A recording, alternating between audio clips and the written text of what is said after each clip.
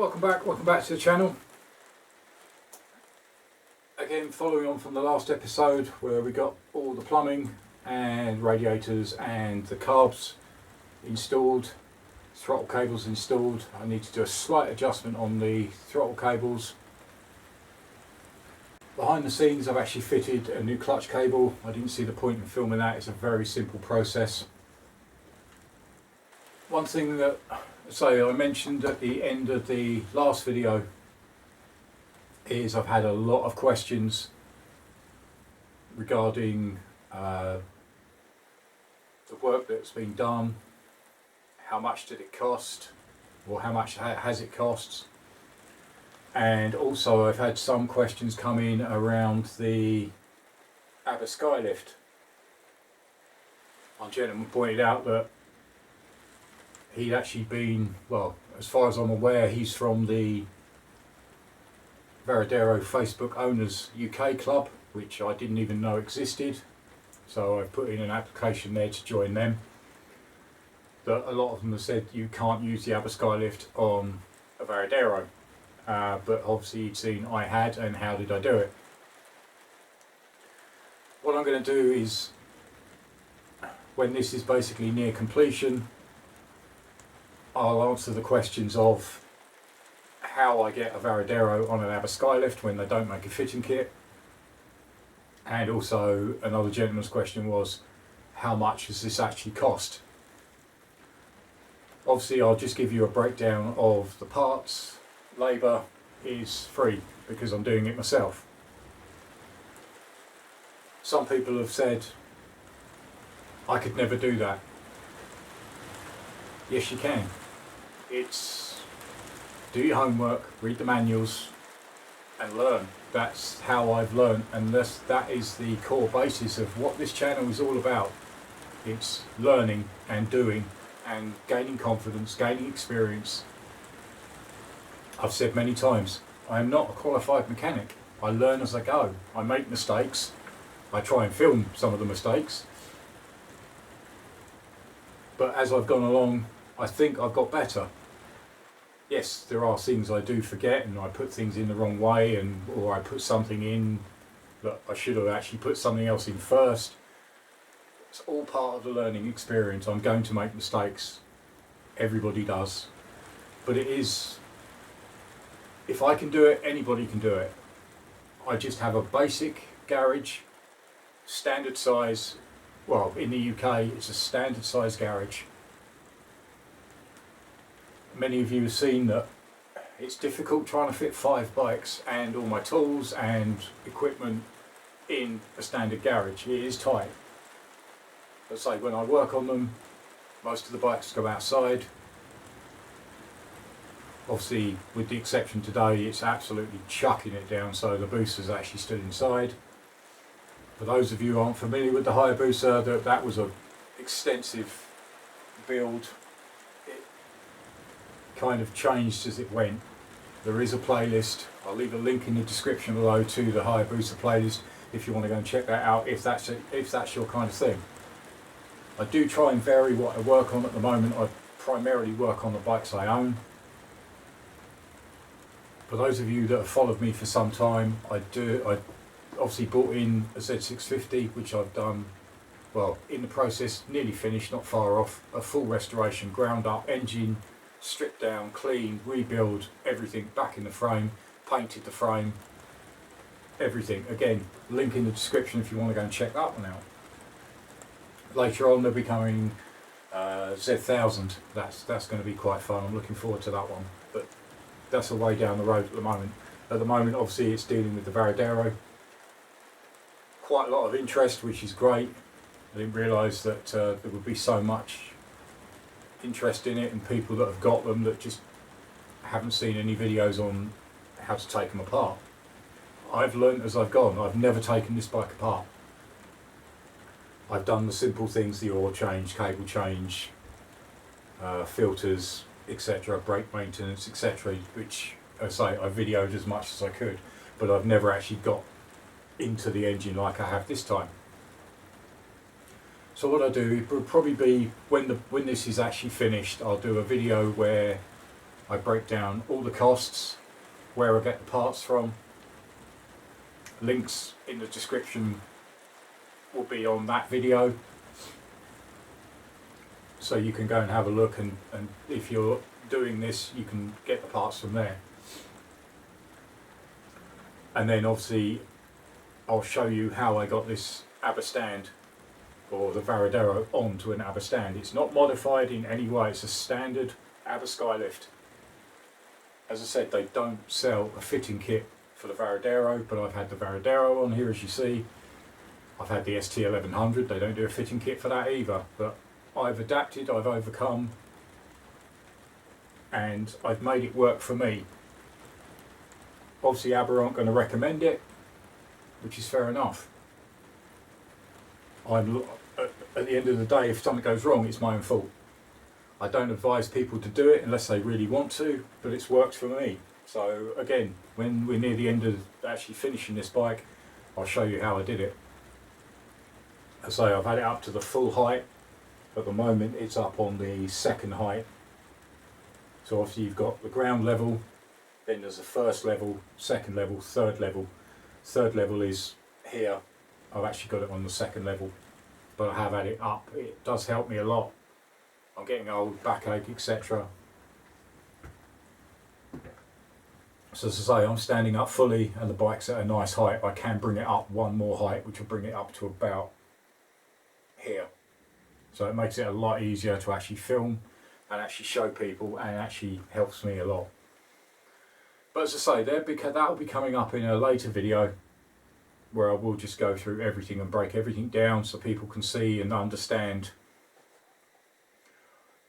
As I say, for the labour charge, I can't really work it out, because obviously it's taking me a little bit longer to do this than it would probably a guy in a garage. But I'll try and estimate where I can. But as I say, to give you an idea, if you're looking at say 10 hours labour in a garage, on average price down here, probably about 40 quid an hour. So there's 400 quid in labour. But obviously they'll do it a lot quicker than I can. But I'm still saving on the labour charges. But as I say, that'll be coming up. So back on to today. Obviously we've installed the carbs. I've just got a slight adjustment to do on the throttle cables. And then we're going to get all the vacuum pipes and the air suction unit and the airbox back into the bike. So let's crack on. As I said, this is where we left it. The carbs are actually back in place. I've just got a slight adjustment to do on the throttle. It does return, but not quite. It's a bit sticky. And then we've obviously got the air pipes.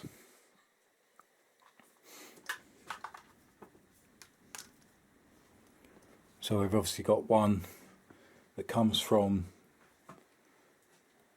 the front cylinder, which will be this port here, which comes round, and this one joins the front cylinder, and then we've got one to install on the rear cylinder. These two are for the tank, and we've got another one down here. So that's going to be the aim for today, is to actually get the airbox back in situ and everything reconnected. So I'm just going to do a slight adjustment on that. Everything else is on the bench. So that's the air suction unit.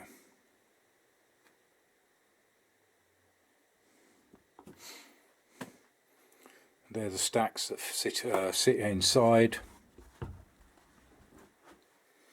So again, when we're reinstalling these, if you can see on that, there is actually an arrow just on that one, and there's an arrow, and you line them up, and it's the same on the rear stack. So that's the front stack, rear stack, and then we can get all the pipe work and everything reinstalled. So let me get set up. I'll quickly readjust the actual throttle. Just needs tightening, and then we'll crack on. Right, so as I said, we're going to get these bottom of the airbox back in place.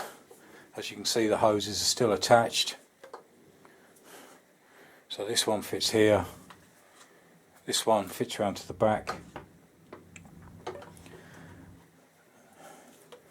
You've also got ones on the back of the carb which fit into there. First of all,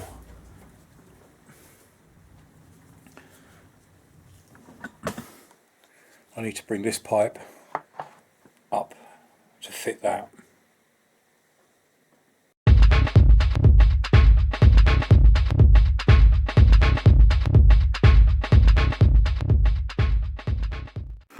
Alright, so that's the pipe and the clip.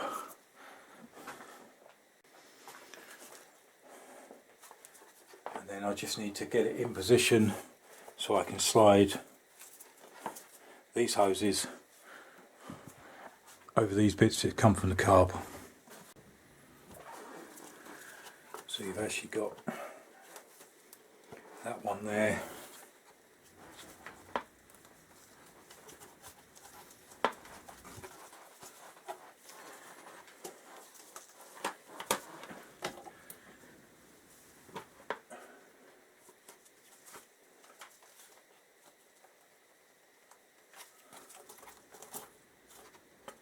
And then there's the same one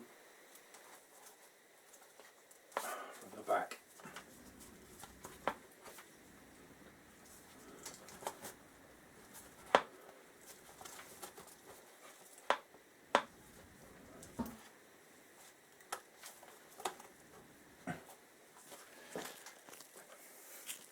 Right, so I've just connected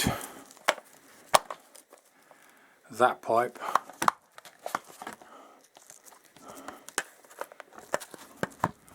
which, as you can see, connects to the bottom of the airbox, and the pipe that comes off the carbs is just behind that cable, so that's down as well.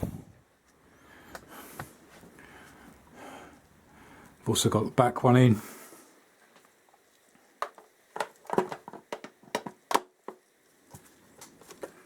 So that's firmly in position. I just need to attach this one and this one. As I say, these are tank hoses. It is a bit fiddly and difficult to film, and then we can install obviously the section in the middle which is sitting over there, and the stacks. Right, so first of all, before we fit the stacks, obviously remember the 8 screws that we took out.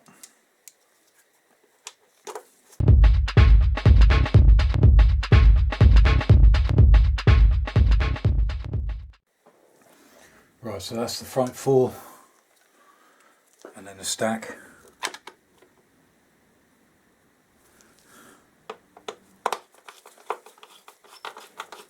Line up with the arrows.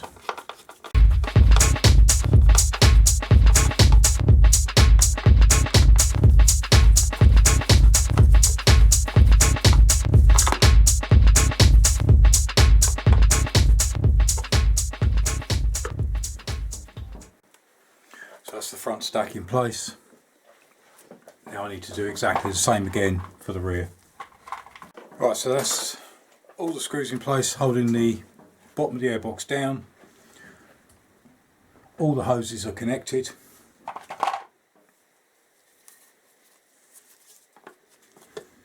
And now I just have this to fit.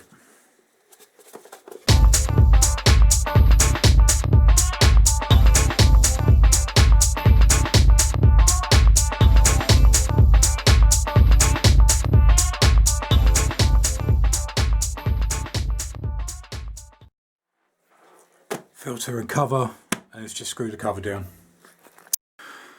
Right, the very last one that's easily missed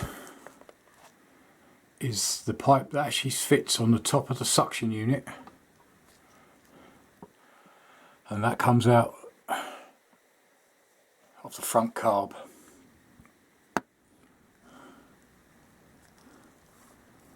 And there it is. And that's now attached. Right, so that's all the airbox and carbs back in place. Throttle's working properly. Adjusted the screws on it and given it a quick lube. So pleased with how we've got. I just want to break this up into little small sections.